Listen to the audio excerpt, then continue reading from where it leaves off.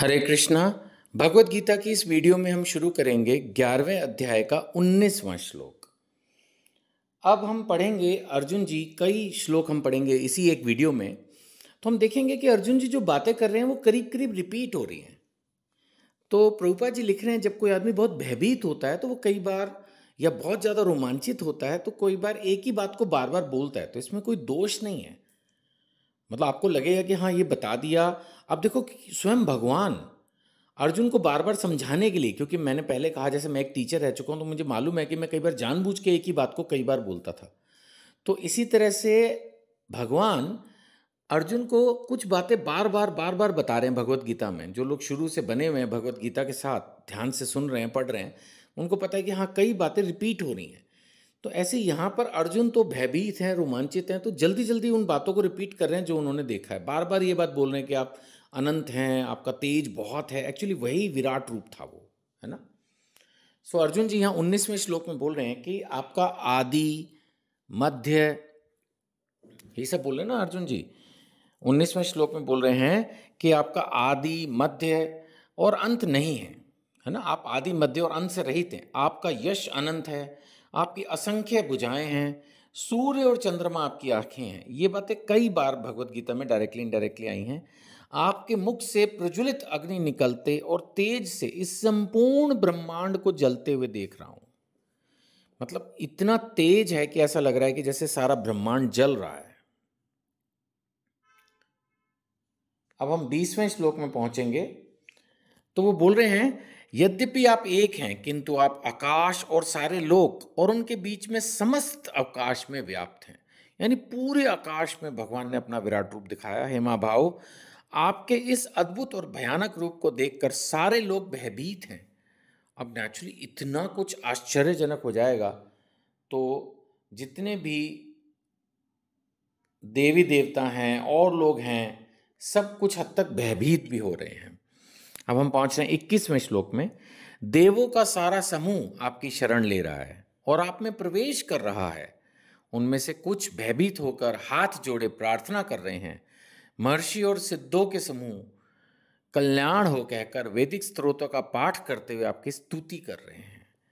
तो जब भगवान ने विश्व रूप दिखाया तो नेचुरली उसका प्रभाव सारे तीनों लोकों पर पड़ रहा है और बहुत सारे लोग उनमें एंट्री कर जा रहे हैं। बहुत सारे लोग उनको प्रणाम कर रहे हैं। जो महर्षि हैं, सिद्ध हैं, वो भी अब एक तरह से पूजा पाठ में लग गए हैं इस स्थिति को उत्पन्न हुए देखकर। 22वें श्लोक में वो कह रहे हैं कि मैं क्या देख रहा हूँ, शिव के विविध रूप, आदित्यगण, वसु, साध्य, विश्वदेव, दोनों अश्विनी कुमार, मरुदगण, पितृगण, गंधर्व, यक्ष, असुर, सिद्धदेव, ये सब दिव्य। मतलब जैसे इस धरती पर तो हम देखते हैं कि पशु पंछी पेड़ और हम लोग हैं, है ना, मोटा माटी जलचर थलचर ऐसे बोल देते हैं। बट जो बाकी के दिव्य प्राणी हैं जिनके बारे में हम कथाएं पढ़ते हैं, वो सब के बारे में वो बोल रहे हैं कि शिव के विविध रूप, आदित्यगण, वसु, साध्य, विश्वदेव, दोनों अश्विनी कुमार, मरुदगण, पितृगण, गंधर्व, यक्ष, असुर, सिद्धदेव, सभी आपको आश्चर्यपूर्वक देख रहे हैं। आप में से हो सकता है कुछ भक्तों को ये जिज्ञासा हो कि ये कौन है, मैं इनके बारे में और जानना चाहता हूँ। तो आप इन शब्दों को गूगल कर लें, आपको इसके बारे में ज्ञान मिल जाएगा। अगर आप मेरे से पूछें क्या हमें इनको जानने की ज़रूरत है, तो मेरा आंसर होगा नो। आप इसको श्रद्धापूर्वक पढ़ें और आगे निकल जाएं।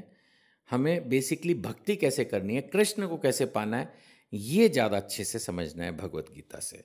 इसलिए प्रभुपाद जी ने भी इस पर कोई टीका टिप्पणी नहीं की, वो भी आगे बढ़ गए। 23वां श्लोक। 23वें श्लोक में वो बोल रहे हैं कि हे महाभाव, आपके इस अनेक मुख, नेत्र, बाहु, जंगा, पांव, पेट और भयानक दांतों वाले विराट रूप को देखकर देवतागण सहित अनेक लोग अत्यंत विचलित हैं और उन्हीं तरह मैं भी हूँ। यानी वो बता रहे हैं कि इतना कुछ देखकर तो देवता तक विचलित हो गए हैं, मेरी तो क्या ही स्थिति है। 24वें श्लोक में वो बोल रहे हैं, हे सर्वव्यापी विष्णु, देखो आया ना उनके मुख से विष्णु रूप दिखाया भगवान ने, नाना ज्योतिर्मय रंगों से युक्त आपको आकाश का स्पर्श करते, मुख फैलाए, बड़ी बड़ी चमकती आंखें निकाले देखकर भय से मेरा मन विचलित है। परम भक्त हैं, भगवान के सखा हैं, हमेशा से साथ हैं, फिर भी ये रूप देखकर तो वो भी विचलित हो गए हैं।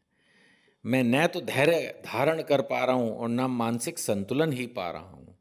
एक बार तो अर्जुन जी भी हिल गए हैं, है ना। अर्जुन जो कि उस समय के सबसे मजबूत योद्धा थे, वो भी भगवान के इस रूप को देख के दिव्य नेत्र पाने के बावजूद, ये कहने के बावजूद कि तुम मेरे मित्र हो, मेरे सखा हो, फिर भी अर्जुन जी को भी डर लग रहा है। 25वें श्लोक में हम पहुंच गए हैं।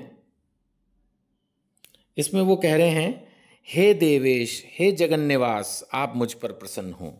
ये भगवान से नेचुरली हम स्तुति करेंगे तो यही बोलेंगे। मैं इस प्रकार से आपके प्रलयाग्नि स्वरूप मुखों को और विकराल दांतों को देखकर अपना संतुलन नहीं रख पा रहा। पिछले श्लोक में भी उन्होंने बोला कि मैं मानसिक संतुलन नहीं रख पा रहा, धैर्य धारण नहीं कर पा रहा। इसमें भी बोल रहे हैं कि आपके जो ये मुख है और विकराल दांत हैं, इसको देख के मैं अपना संतुलन नहीं रख पा रहा और मैं सब ओर से मोहग्रस्त हो गया हूँ। देखो, अर्जुन ने शुरू में ही बोला कि मेरा मोह चला गया है। खैर, वो मोह दूसरा वाला था, और अब फिर से वो बोल रहे हैं कि ये रूप देख के मैं खुद तो उन्होंने कहा था कि मुझे दिखाओ, है ना। अब भगवान ने कहा देख ले भाई मेरे हजारों, भगवान ने शुरू में क्या कहा, अर्जुन तुम मेरे सैकड़ों हजारों रूपों को देख, ये ले भाई दिखा देता हूँ। तो भगवान ने अपने भक्त की बात को पूरा किया, लेकिन अब वो अपना मानसिक संतुलन नहीं रख पा रहे, हृदय में धैर्य नहीं रख पा रहे, है ना, और बोल रहे मैं सब ओर से मोहग्रस्त हो रहा हूँ। खैर, भगवान के दिव्य रूप के अर्जुन के माध्यम से हमें भी दर्शन हो रहे हैं। इसके लिए अर्जुन जी का भी धन्यवाद, प्रभुपाद जी का भी धन्यवाद, उन्होंने एक्सप्लेन किया। हरे कृष्णा।